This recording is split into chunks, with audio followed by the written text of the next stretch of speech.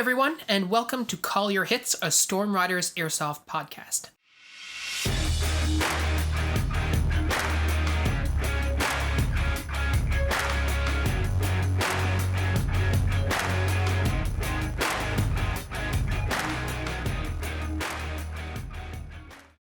Thanks so much for joining, everyone.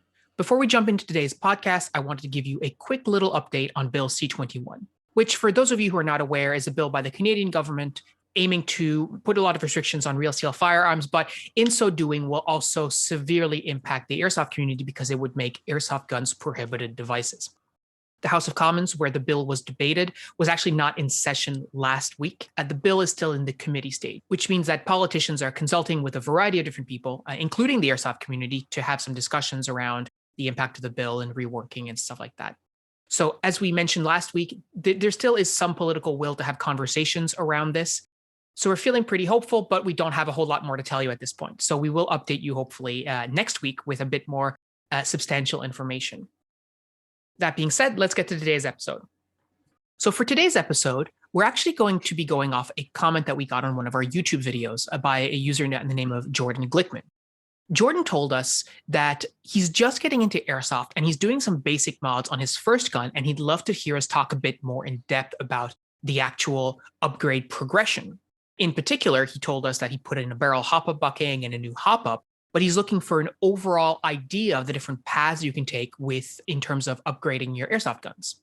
Another important question is also, when is it actually a good time to stop upgrading your current gun, maybe your starter gun or whatever, and then move on to a better platform? So for today's episode, that's where we're going to go. We're going to talk about our history with upgrading our own airsoft guns, also talking about how we actually approach it. So if we buy a bone stock gun, what exactly do we do about that? How do we decide and prioritize what we want to upgrade? Which ones are worth doing? Which ones are maybe perhaps less important, if there's a budget issue? And then Pat is going to really talk your ear off about this because he's the guy, I say we a lot, but he's the guy who actually ends up doing most of the work. I mean, in fairness, I've been told that I'm not supposed to just respond with, what do you do when you get a brand new gun, crack it open, take it out of the box? The answer is actually cackle maniacally for some time, but we couldn't record that due to a number of internet quality standard laws. And, there's a couple of, perhaps not misconceptions, certainly, but there's definitely some ideas that float around there. Like, if you get a new gun, you should avoid cracking open the mech box for as long as possible. Pat, you can comment to that, but there's some truth, but also it's not necessarily the case, right? So if you get a brand new gun and you're thinking about cracking it open right away, I really only have one question, which is, are you a tech, right?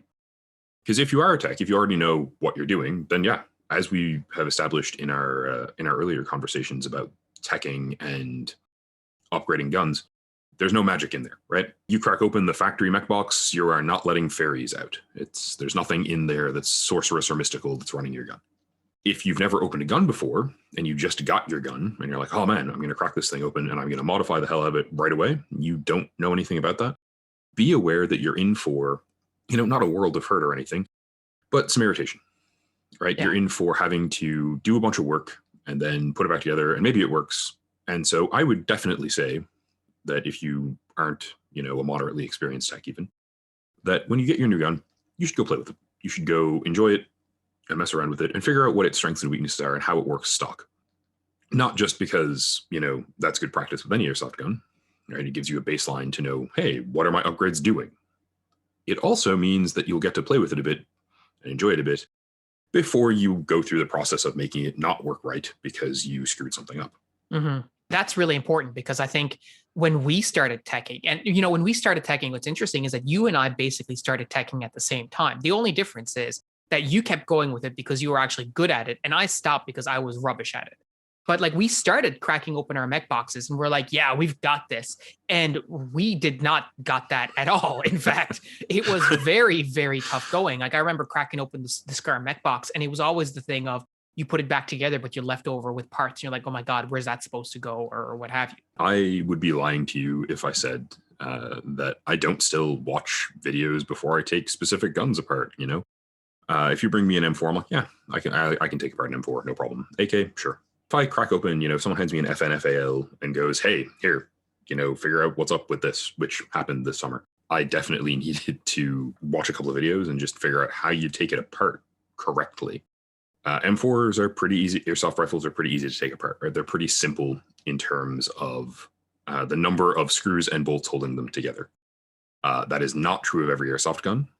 And since pretty much 100% someone else has done it and made a video of it, take advantage of that. Go look at their video and make sure you're not snapping any parts you need to not break, right? But yeah, you're probably better off not taking it apart unless you have some specific upgrades in mind, or you've bought the gun to learn how to tech, right? And like, there's nothing wrong with saying, oh yeah, I'm going to buy a cheapish M4 and learn, take it apart and break it and put it back together and break it and repeat that process until it goes back together and works right.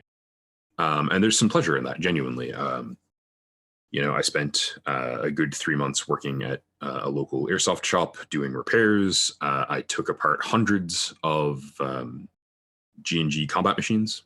It was not super engaging after the first 20, but you get really good at it. Yeah. In terms of, your alternative, even if you do know what you're doing, if you don't have a reason to take an airsoft gun apart, generally, I would say you probably shouldn't. Like, relubing the mech box is a reason. Don't get me wrong.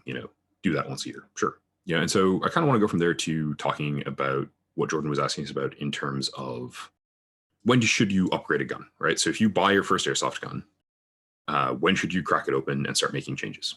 I think that's a really fundamental question because don't necessarily know. Part of this is also because people, and we've talked about this in the past, because people don't tend to understand exactly how their airsoft gun works, they don't really know whether what they're seeing is like within acceptable parameters for an airsoft gun, or if actually upgrading it or swapping to another gun will yield, really good performance. So here, as an example, you get like a King Arms M4, just stock out of the box. You plug a battery, you go to the field and you're shooting, let's say 30 meters, like 100 feet, right? And you're like, oh, I need more range. It's like, okay, but how much more range do you think you're going to get by upgrading a barrel or switching to Crytac or whatever, right? Or like a Sistema, like that upgrade. I mean, you're already doing pretty okay. Like if your gun is like a Walmart M4, well, that's one thing. And you're trying to upgrade to like a full steel or something like that. Well, that's a different conversation. But if you've already got like you spent like $400 or $500 on an airsoft gun, dropping $800 on an airsoft gun, you might think that the performance difference is going to be huge. And in fact, it might only be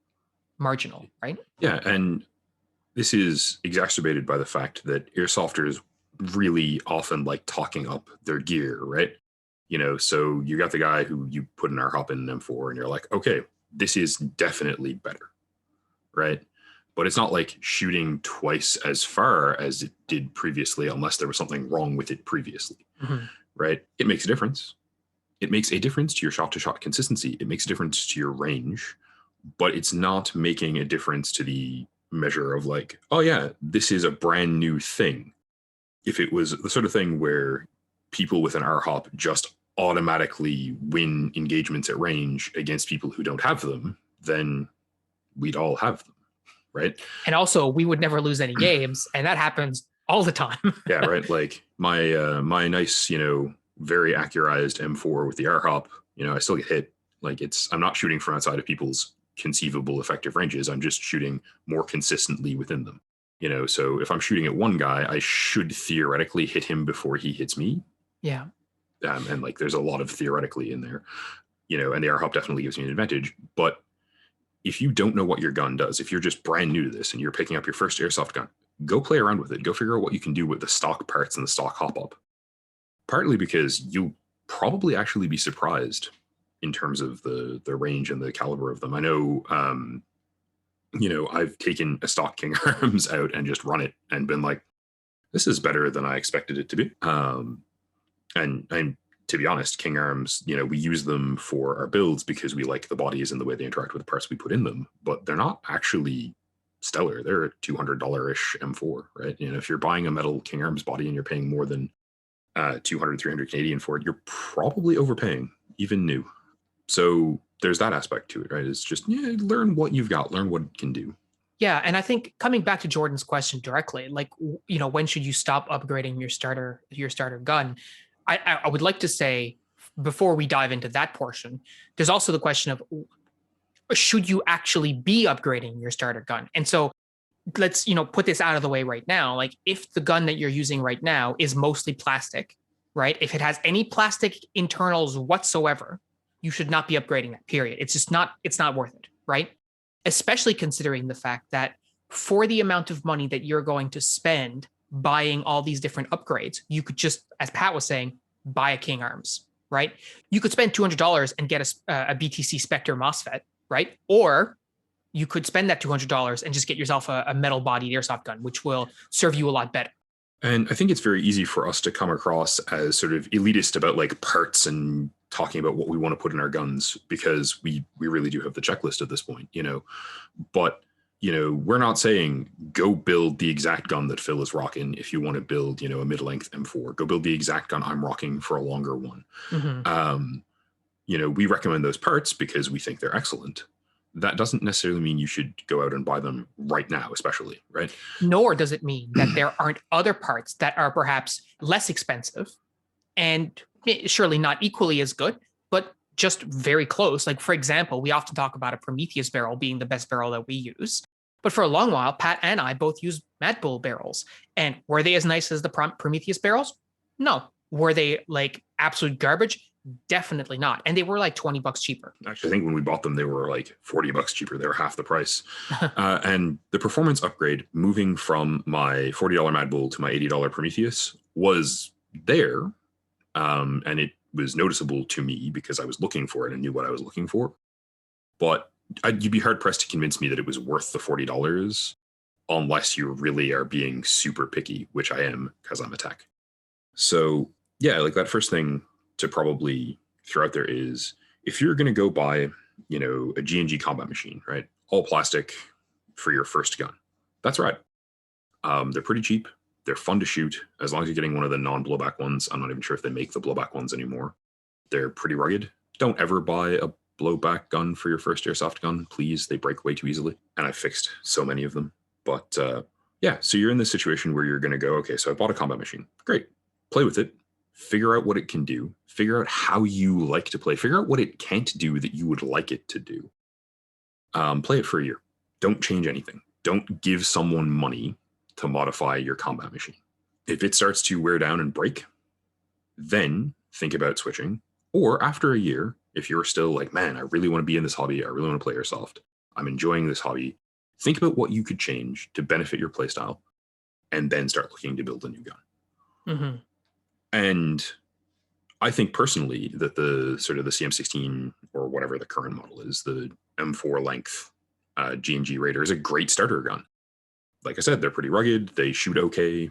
They're not super expensive. And that's kind of my biggest point, right? We've talked recently about how I, jumped into airsoft and bought a G&G Scar and, dropped $500 just day one, right? That's not a sensible approach. I'm a fairly all-in kind of guy. If you can afford it, great, do it up. But there's an argument that I would have been better served by grabbing a $200 gun the first time around while I was figuring stuff out. Although the Scar had a lot more longevity in that sort of tool set, right? Well, actually, and you raise a really good point in bringing this up too, which is that, so Jordan mentions like, when is it worthwhile to stop upgrading your starter gun? Well, I think it's very important to also highlight that just because it is your starter gun does not mean that it is a starter gun. So for instance, your G&G Scar that you started with, I would say is not a starter gun. You spent $500. Yeah, you spent $500 on it. It was very high quality, right? That's, in point of fact, it was my third gun that I bought, I think. My third AEG that I bought. And by that point, I had already been playing for like 3 years. Like, it was absolutely in no way, shape, or form a starter gun. So if you're saying, when should I stop upgrading my starter gun? The question should be more along the lines of, am I actually using a starter gun, or is it just my first gun? Because if it's your first gun and you happen to buy a King Arms with a metal body, you can just keep upgrading that forever because it's a perfectly fine platform, right? And so I think probably a thing I want to talk about right now is, so we've mentioned a couple of times, Phil's mentioned a couple of times, the metal body being really important. And for guns where you can get them with a metal body or a plastic body, that's certainly always true, right? Plastic bodies, by their literal physical manufacturer, aren't as stable. And that means stuff moves around in them, so it's harder to get them engineered as precisely. You don't want your gun to be loose and rattly, partly because it's annoying, but partly because it actually does impede function. So, as an example, I will generally recommend players not get into the G36 series because they're only available in plastic, because the real ones are polymer. Because you end up with a gun that can't be upgraded to the performance that I want. Now, I mean, if you don't care and you like the G36, awesome. But I tend to talk from a how upgradable is this point of view because I'm a crazy gun tech. Also, if you're like me and you tend to fall around on the field, having a plastic gun is more liable to break than a metal gun. It's not to say a metal gun can't break. It's just I've never broken a metal gun, but I have broken plastic guns and I've seen them break too. Yeah, and if you have that propensity to sort of slide down hills on your butt or on your face, it's definitely a factor that's worth considering, right? Your wood and metal rifle builds, for those of you who are interested in like running an M14 or doing World War II stuff, are usually also quite solid. But by the time you're buying a gun that's made with actual wood in it, you're probably buying something decent-ish anyway. I actually want to give a shout out there to SEMA makes AKs, and people talk about SEMA as being a not so great brand a lot. But the externals on those are really, really robust. And if you're looking for something to upgrade, robust externals are really nice, right? A lot of the reason that we use the King Arms bodies to build our stuff is that they take the parts we want to put in them well. So like the Lonex gearbox that we're putting in as an upgrade fits, and we know it'll fit, and it'll fit every time. And that's money, right? Yeah, for sure. But in terms of the upgrades that are in our guns relative to, say, the Scar, when we upgraded Phil's Scar, because we didn't actually upgrade mine, one of the downsides to the G&G Scar build that we used is that sometimes it came out of the factory with screws stripped that made disassembling it basically impossible, which is a bummer, and happened to be the case with mine. So I passed it on to someone who just really wanted a Scar and liked how it worked, and that was fine. But there's not a whole lot of distinction between what's in my current rifle and what we put into that Scar, other than the Scars have a proprietary hop-up, which is plastic, and sort of equally importantly, we do have the Spectre FETs, which are just gorgeous, gorgeous things. But we had a Trigger Master FET in that, which was probably the best FET you could buy at the time, or certainly very high up there. And we upgraded the hell out of it. It was a great rifle. Essentially, it only ever stopped getting used because it wore out, right? Like we ran it, between Phil and I and our teammates, we ran it so much that it just physically gave up the ghost. And honestly, I think that predominantly that was a issue of the hop-up just getting physically worn out because it was made of plastic. It can't withstand the tolerances of shooting probably hundreds of thousands of rounds, honestly. So there's that, play with your gun, run the gun you have bought, and get used to it aspect of things. And there's that, if your gun is plastic, you're buying a plastic G&G Raider, you're not that going to want to sink that much money into it. And I already hear people going, well, I bought a plastic G&G Raider and I'd like to get a little more longevity out of it. Cool, no problem. Go find a metal hop-up chamber that will fit in it. Put it in it. That by itself will give you a noticeable improvement. Just the transition from a plastic hop-up unit to a metal one does actually do a significant amount. Firstly, you'll get less air leak because the metal hop-up unit doesn't flex when the gun fires. The plastic ones do. Obviously, if the thing that is holding your barrel moves when you pull the trigger, you're going to lose some accuracy.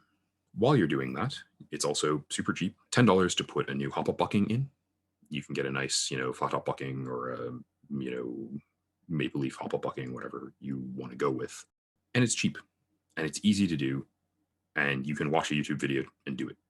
Like, unless you are absolutely terrified of breaking your gun or just, completely hopeless with mechanical stuff and you have zero idea what to do with anything mechanical, you can do this. If you are in that category where you're like, I have no idea how mechanical things work whatsoever, honestly, your gun tech will probably show you how to do it for the same amount as doing it for you. And that's well worth your that is worth your money, right? Yeah. The learning is worth your money. Yeah, and that's something that I'm pretty sure initially like we did a lot of is like getting, well, at the time we were really big into like longer barrels, use longer barrels all the time, right? Yeah.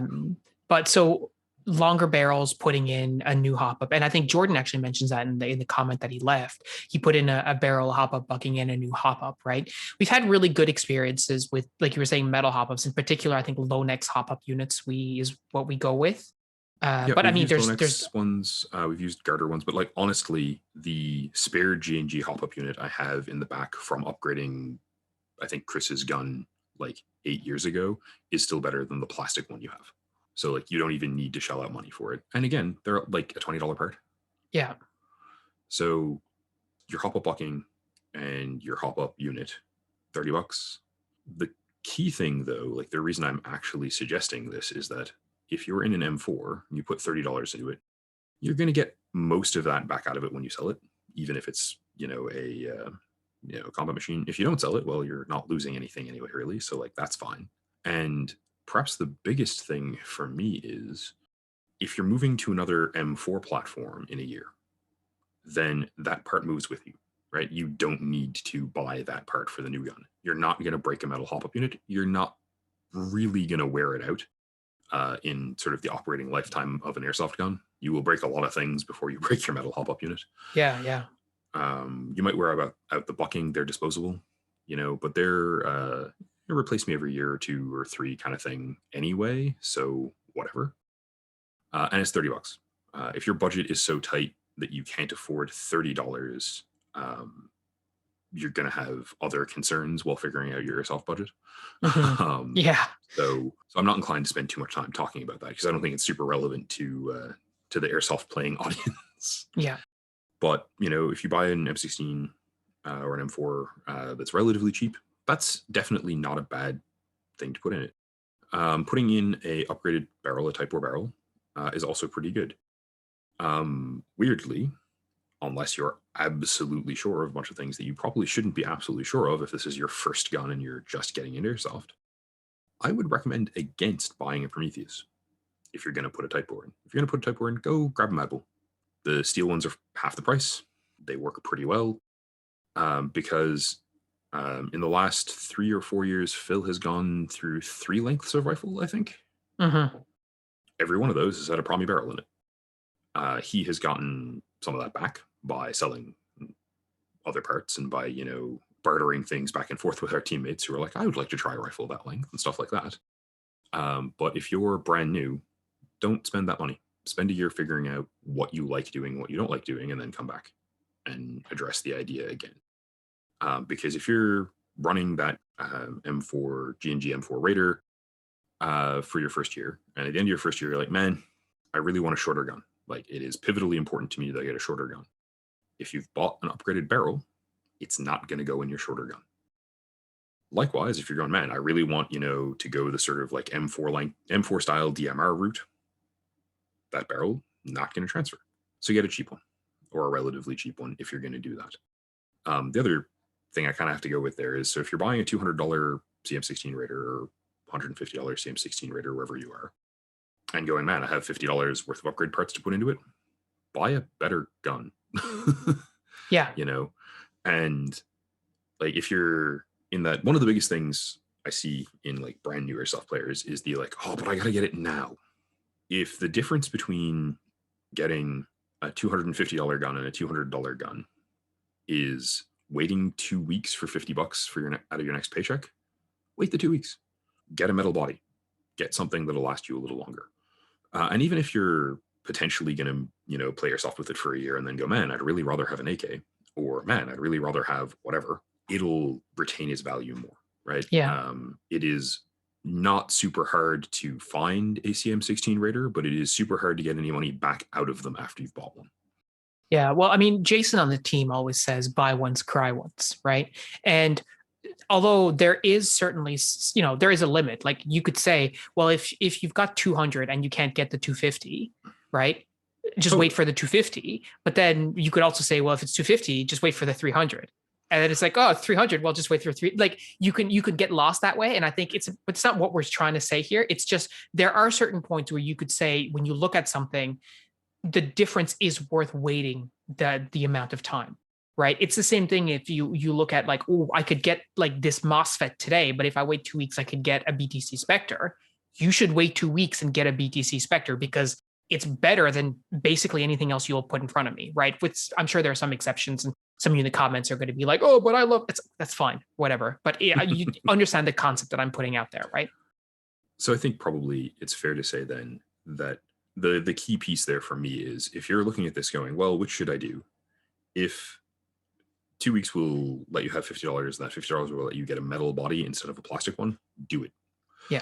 And maybe spend some of that time looking at what goes into that plastic body and that metal body well, so that you can figure out, what mags do I want to buy? What mags do I not want to buy? That sort of thing, right? As an example, G&G makes mags that have at the top of the mag a big G&G imprint, and they're like a PMag style plastic mag.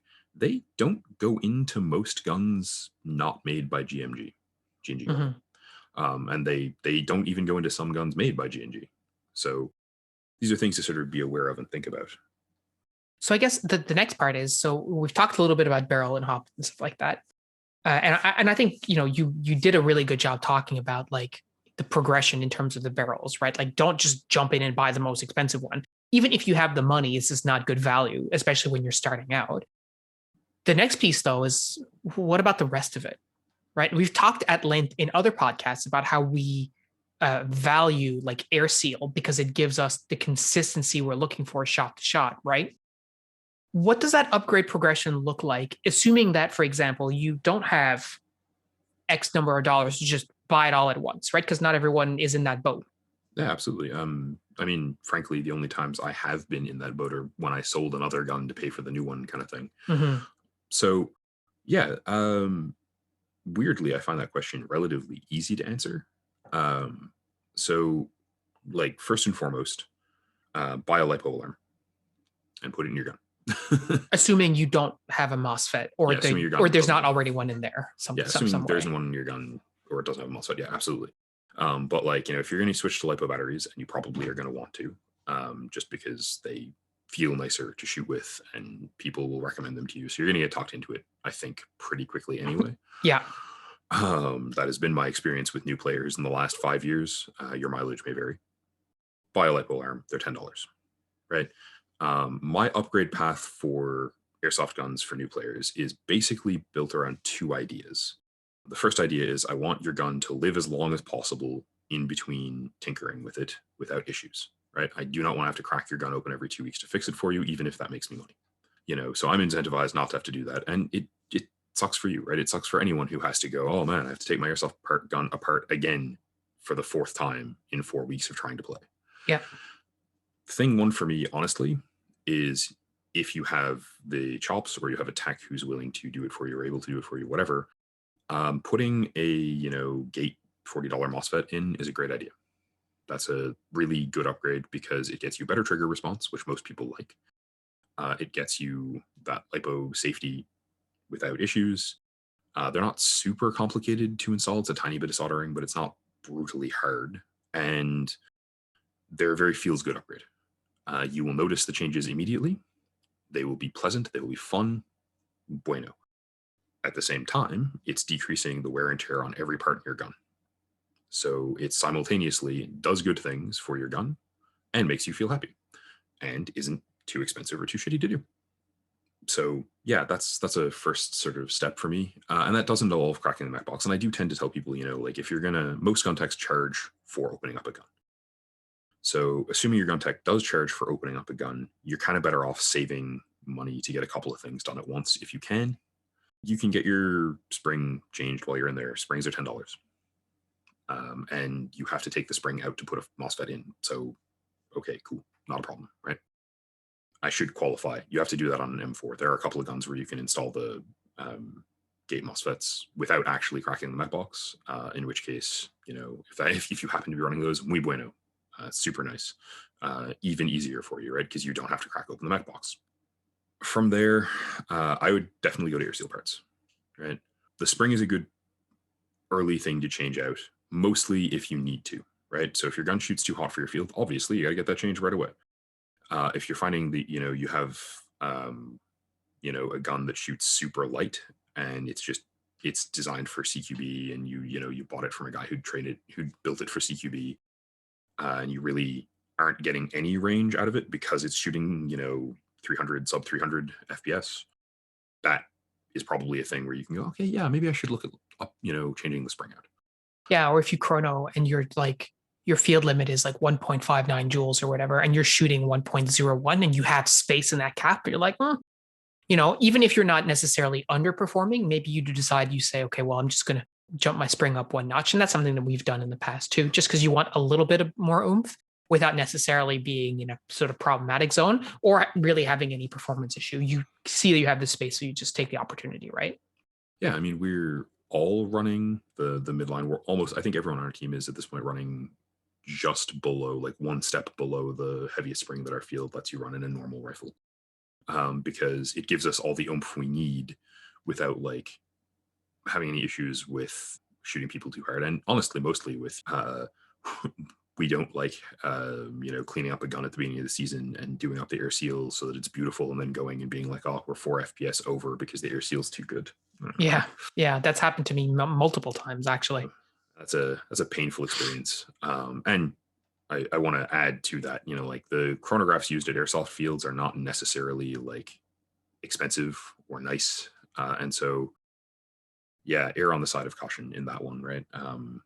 Like I dropped from an M120, which is a 450-ish, 470-ish FPS spring, to an M110, which is a 421, and the difference in reach on my gun is noticeable, but only because I am so attuned to what my gun did beforehand, and the net consequences to like my play are negligible. Mm-hmm. So if you need to change the spring out, and you're opening the gun up anyway. Yeah, they're $10, so do it. Other than that, yeah, air seal parts all the way. So by air seal parts, you mean the cylinder, the piston head, the nozzle, and probably the tap head plate, maybe? So you shouldn't need to change out the tappet plate, unless it's worn or something, which would be kind of weird. Like they're a part that basically, Phil's super in on them right now, and probably is going to continue to be because his was such a pain in the butt. But that was more of a your gun problem than a usual one. Mm-hmm. Generally speaking, buy tappet plate if you need to replace your tappet plate. Otherwise, if you're switching to a like a low next gearbox or whatever, they'll come with one. Use the one they came with. Great, done. That should be sort of problem free. But yeah, your nozzle, your cylinder head, your piston head. I would say when you're doing that stuff that you almost always want to change out the piston. It basically comes down to, is the piston a piston with full steel teeth? So are the teeth on the whole piston steel? If they are, you don't necessarily need to do it, although again, they're like a $15-ish part. We use SHS pistons. They're not very expensive. They're not hard to work with, given the cost. I would say, generally speaking, if I'm doing this work for someone, upgrading the piston costs them $15. Getting me to crack open the mech box and do all of this costs them $50 or $80, or $100. So do it. Mm-hmm. For sure. You know, and yeah, close her back up and see how you feel, right? And do the barrel and the hop up first, because I'm not willing to say they'll make more of a difference, but it's easy and it's cheap, right? Yeah. Yeah. And it's not hard. Their steel parts are also not terribly hard to do. I will note you probably want to put a servo pad in there, just because you're doing it, and once you're modifying that stuff, correcting the angle of engagement, putting the servo pad is basically part of doing the job well anyway. And I'm a strong advocate for even if you're figuring this out yourself, watch some videos, learn how to do it. It's very easy, and it will make a quality of life difference, right? It decreases the likelihood of failure in your gun, and that is probably the most important part. So if we do all of this, we get a gun that is less likely to break under cold weather conditions, that is less likely to damage itself if it locks up, and that shoots better. Great, 10 out of 10. You can skip the MOSFET and just do the air seal parts. You'll get a gun that shoots better. I'd still put in the MOSFET myself because I want to run lipos, and it keeps my gun working longer and better. So 10 out of 10. Yeah, and I think it's worth just noting here, like the reason that it does that is because it replaces your trigger contacts. And in doing so, you now have a gun that doesn't have a trigger assembly anymore. And those trigger assemblies, normally what ends up happening is you're closing a circuit, which means that you have electricity just arcing in your gearbox, it gets worn down. It's another part that can fail. So if you just take the part out and replace it with, well, nothing really, you replace it with the MOSFET, that part's not going to fail anymore unless your MOSFET dies, in which case, I mean, that's fine, but you're not going to get a part that is going to wear down in the same way, right? And so I will note that the FETs that we use are trigger replacement MOSFETs. You can get other trigger replacement MOSFETs. The gates that I mentioned earlier that are $40 are a wire in that attaches to your normal trigger unit. The ones that don't replace the trigger unit decrease the arcing because the control of the amount of electricity that's going through is much, much more refined.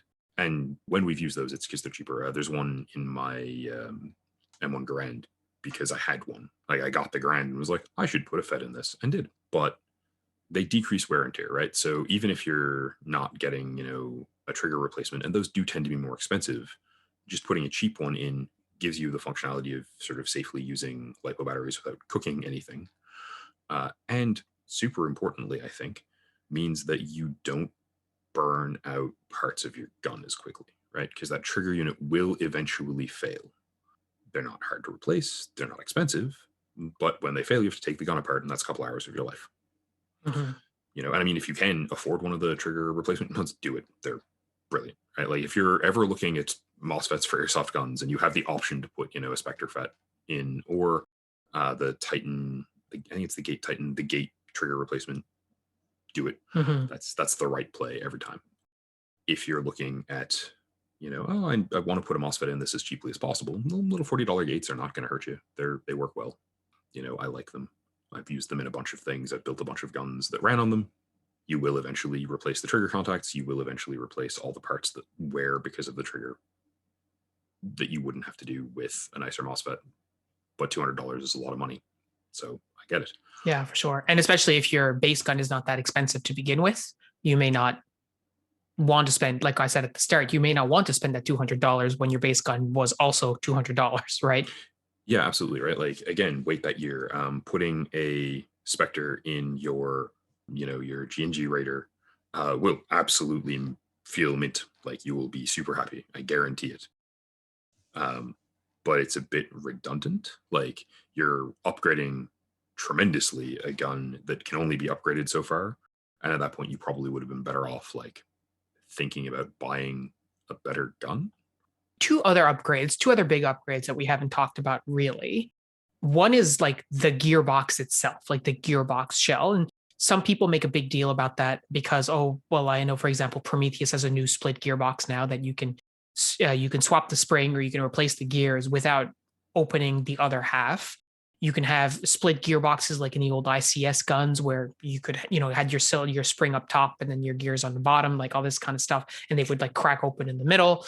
And then you have just really good quality gearboxes. Like I was using an old G&G gearbox for like years and years and years until I just very recently upgraded to like a Lonex. So that's one of the parts that we haven't talked about yet, but also the motor, right? Motors, a lot of people make a lot of noise about different kinds of motors. Oh, you should get a brushless motor. You should, get a Teenley motor. You should hand tuned motors are better than, other kinds of motors. So that's also something else to consider, in terms of your upgrade. Like where does this fit in your overall upgrade plan?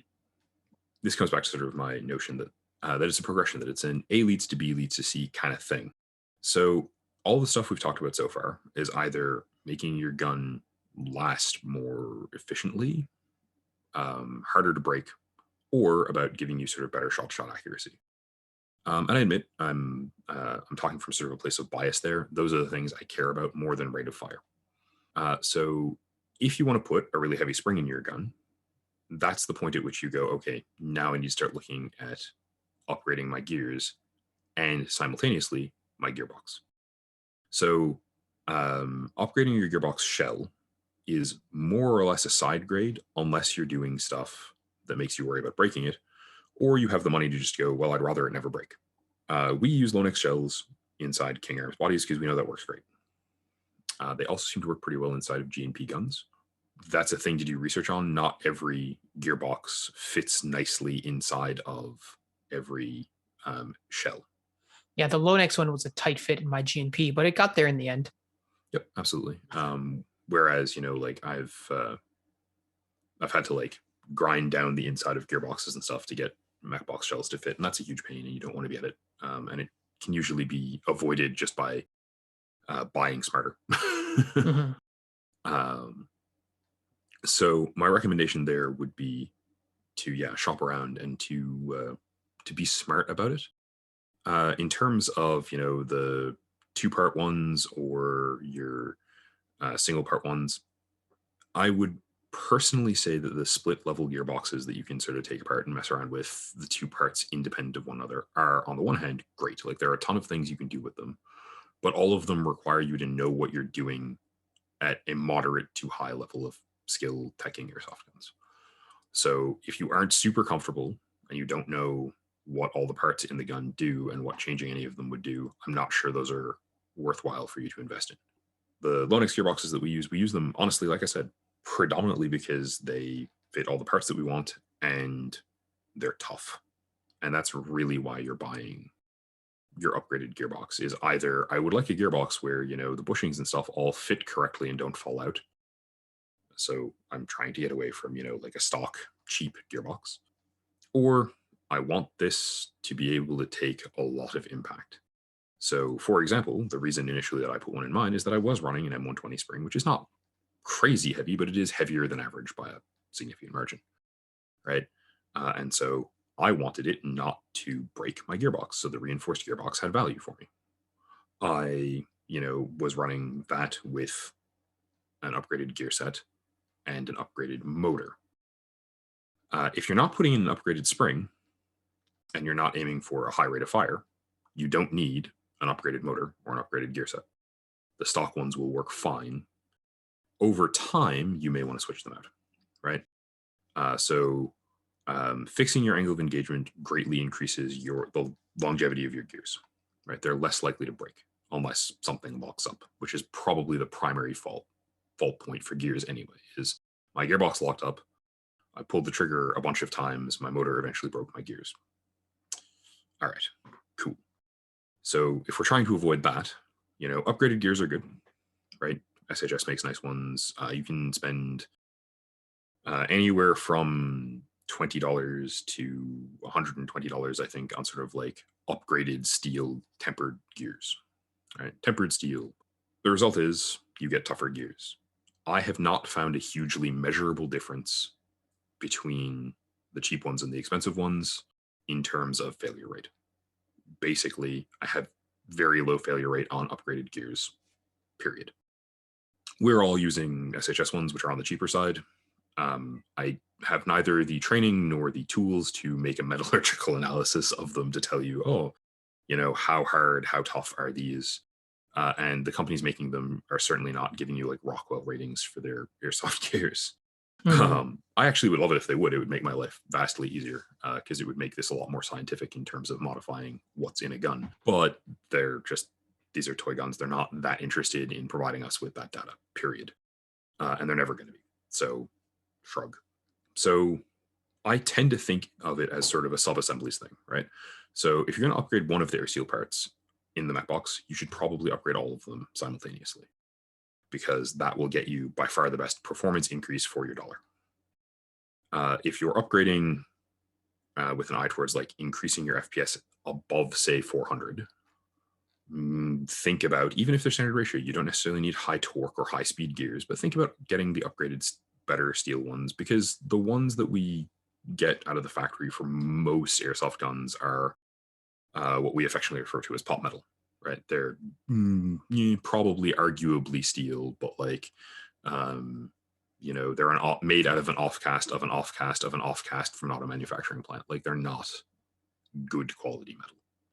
One of the things that you'll see a lot there is like when they break, you can look at them and go, "Oh man, this is really brittle steel." Mhm. Yeah, we've seen that a few times. And so, if you're upgrading to a heavier spring, then you're upgrading the amount of stress on the system. The gears are the part that carries all the stress in the system for most of the system load. Therefore, think about upgrading. If you're not, you know, if you have the money, and again, like the Lonex ones are only $20, sure. But then you've got to shim them and all that stuff. And so it becomes, there's an increase in complication when you start messing around with your gears. And it's not one that you can't learn to do, and it's not one that you shouldn't learn. It's just you should be aware that it's an increase in complication. Likewise, do not ever put a high torque motor or a high speed motor, really, but especially not a high torque motor, into a stock airsoft gun running stock gears. Because if it locks up, right, if your gearbox locks up, and it's probably going to because you're increasing the amount of stress on it and you're increasing the amount of the cyclic rate of it, then your gears are going to stop and your motor is going to turn them to dust. Yeah. Because so airsoft motors are used in other things, right? These little electrical motors that we're buying as airsoft motors are used in RC cars and a bunch of other sort of analogous products. Unlike many of the parts in your airsoft gun, the motor you're buying to put in an airsoft gun is actually made with a fairly high amount of QC, especially if you're buying an expensive one. QC, quality control, sorry. One of the key things there is pinion gear, the gear at the top of your motor, is actually made out of properly heat-treated steel, right? It is genuinely a well-made piece of that mechanical component. If you're buying an $80 motor or $100 motor for your airsoft gun, it's actually quite a well-made little thing. If you are running that with stock gears and the gears system locks up, they're gone. So avoid that mistake. Likewise, you're probably better off not putting in a high torque or high speed motor. Distinction being high torque motors pull harder and high speed motors cycle quicker. But either of them is likely to beat up your stock gearbox.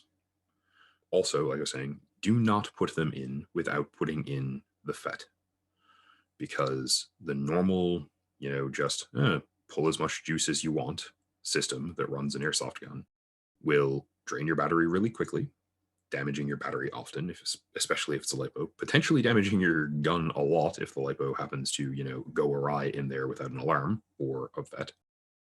And it's just the parts that are in your stock airsoft gun are not capable of performing at the rate that a $100 motor will make them perform at.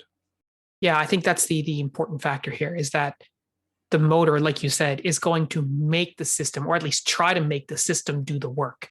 And whether or not the system can handle that load, the motor doesn't really care. The metal on the pinion gear, like you were saying, is harder than just about any other metal on your airsoft gun. Probably is the hardest piece of metal on your airsoft gun.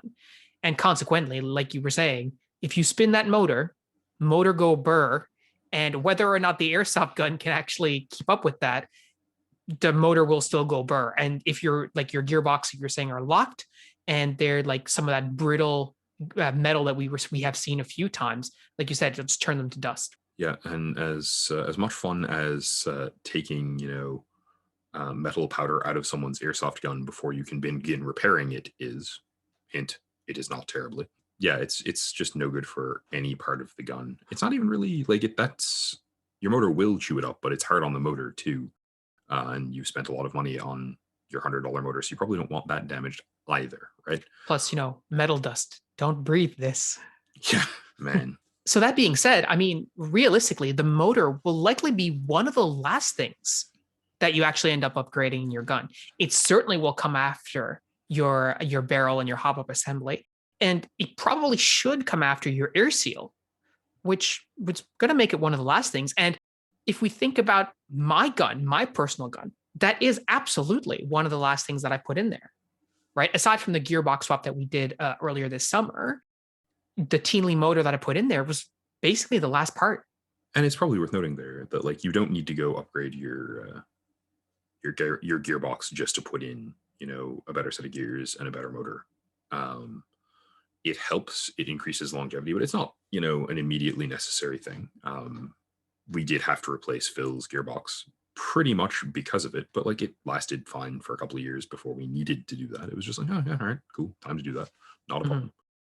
And there's a reality there that we, I think, have addressed in the previous episodes about teching, but if in case we haven't, and I think it speaks to Jordan's question as well. So this is a system, it takes wear and tear, right? One of the things that people don't think about when they're talking about airsoft upgrades and going, oh, I want to upgrade my gun, is often that the more you upgrade it, the more parts of it you've messed around with. So the more you've made it a fine-tuned machine designed to do really, tidy specific things, the more likely it is in the long term to require maintenance. So the rifles that we have built for our airsoft team are, to sort of use a car metaphor, are sort of in that, hot rodded category, right? Like we have done things to them that we know will give us the performance we want, and that we also know will up the maintenance hours on them. We use a lower torque gear set and a higher torque motor. It does great things for what we want, specifically trigger response, but like it does increase the amount of downtime for our guns. So one of the things you should be aware of is that as you start tinkering with parts of these, you are pushing towards, all right, we may have to do more maintenance. So if you're putting in a better hop-up bucking and you are putting in a type bore, be aware that you'll probably never have to replace your type bore unless something goes terribly awry, because it's made of steel and the things you're shooting are made of plastic. I suppose it could happen, but it's very unlikely. Your hop-up rubber is disposable, right? The bucking is disposable. You're going to have to replace it periodically, probably every year, or every 2 years, depending on how much shooting you do. And it's very easy to check. Take the barrel out, look at the hop-up bucking. If the bucking looks visibly worn, replace it. If it permanently has a dent from your hop-up unit, yeah, all right, probably replace it. If it's more than 6 months old, and you've done a fair bit of shooting. Upgrading your air seal parts, assuming it's done correctly, will decrease wear and tear on your gun. This is one of the reasons I recommend it, right? So you'll get better performance, and if you do that sorbo pad angle of engagement correction correctly, it decreases the amount of energy being put onto stressing the system. This is excellent. Anything you do that messes with the gears, so if you are changing the ratio of the gears, if you are changing the amount of torque from a standard motor, if you're changing the weight of your spring above about, again, 400, 410, you are increasing the likelihood of the system to fail. That's fine if you do it correctly. And it's fine to learn and screw it up. I know this because I learned and screwed it up. Yeah. Yeah. Right? Phil can attest that one of the things I've learned out of teching is that there's a bunch of stuff I just keep spare around now. So I usually have about $100 worth of parts kicking around just in my toolbox in case shit breaks, because we live in Newfoundland and like it's a 7-day wait to get parts mail ordered. Yep. Right? So Exactly. I can keep a $20 piston in case something goes awry with a piston, I will. The ultimate sort of like, I guess, end statement there is, yeah, probably leave the gears and the spring and the motor, especially, for last. And be aware that when you're putting those parts in, when you're upgrading those parts, you are absolutely doing the part that is going to cause you problems, that is going to cause you increased time on the bench with the gun open repairing stuff. That doesn't mean it can't be worth your while. It doesn't mean that it's going to be an egregious, torturous amount of time for the most part, but it's a thing to be aware of before you start upgrading those parts. So, guys, we hope you found this discussion helpful. Jordan, we hope you answered your question. Please let us know in the comments what you think, if there's anything else you'd like to know. Gun teching is certainly something that can be extremely frustrating, but at the same time can really yield positive results, and it's important to do it correctly. So I think Pat and I will both sort of attest there's a lot to be said about doing as much research as you can, reading up about stuff, watching tutorials if you're not sure, but also being prepared to fail and learn from your failures in order to do better next time. That's sort of the mantra of our team in general, I feel, not just with respect to teching, but learn from your mistakes. You're going to make them, so you might as well learn from them, right?